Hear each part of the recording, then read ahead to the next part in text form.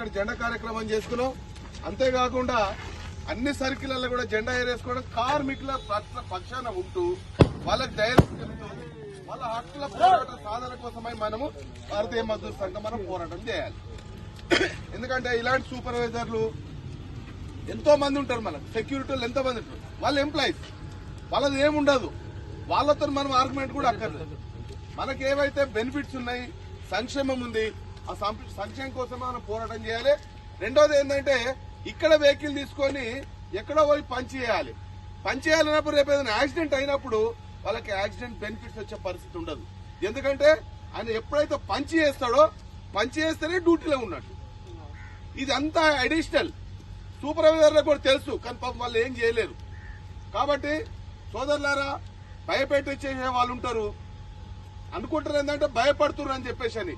భయం కాదు, ఆయన భయపెట్టడం వల్ల మనం ఎడ్యుకేట్ అవుతా ఉంటుంటాము, ఆయన భయపెట్టడం వల్ల మనకు ధైర్యం పెరుగుతూ ఉంటుంటది, ఆయన భయపెట్టడం వల్ల మన హక్కుల సాధన కోసం మనం పోరాటం చేయడానికి ఆయన మనకు తోచినట్టు అవుతుంది. కాబట్టి ఆయన భయపెట్టట్లేదు, మనల్ని ఎడ్యుకేట్ చేస్తున్నాడని చెప్పేసి అనుకొని మీరందరూ కూడా ఐక్యంగా ఉండి తప్పకుండా మనము ఈ హక్కులు సాధించుకోవడానికి పోరాటం చేస్తామని చెప్పేసి భారతీయ మజ్దూర్ సంఘ తెలియజేస్తాను. ఒకటే, మీరు ఏంటంటే ఐక్యంగా ఉండాలి, ధైర్యంగా ఉండాలి. ఎంత పెద్ద మేనేజ్మెంట్ అయినా సరే, మన కమ్యూనిస్ట్ వాళ్ళం కాదు, వాళ్ళ తల వంచిపించినాం, కిందికి తీసుకొచ్చినాం, ఎక్కడి నుంచి ఎక్కడి తీసుకొచ్చినాం అని కాదు. మనం మేనేజ్మెంట్ కి ఇచ్చే గౌరవం మేనేజ్మెంట్ కి ఇస్తాం, కానీ కార్మికుడికి రావాల్సినటువంటి హక్కులు ఏవైతే ఉన్నాయో తప్పకుండా సాధిస్తామని చెప్పి తెలియజేస్తా ఉన్నాను. మీరందరూ ఐక్యంగా ఉండండి, ధైర్యంగా ఉండండి. రాబో రోజులలో యాజమాన్యమే మనల్ని పిలిచి మీకే సమస్య ఉంది, మీకేం కావాలి అని అడిగే స్టేజ్ తీసుకొద్దాం. తప్పకుండా మేనేజ్మెంట్ కూడా మనతో మాట్లాడడానికి సిద్ధంగా ఉంటారు. మనం ఇలీగల్ గా ఏం చేయట్లేదు, అన్ని లీగల్ గా చేస్తా ఉన్నాం. ఆయన పోయి లోపల మాట్లాడుకున్నాడు, ఆయన బయటకు వచ్చి ముందు పోయేటప్పుడు ఏం మాట్లాడాడు, మళ్ళీ ఇప్పుడు వచ్చి ఏం మాట్లాడుతున్నాడు.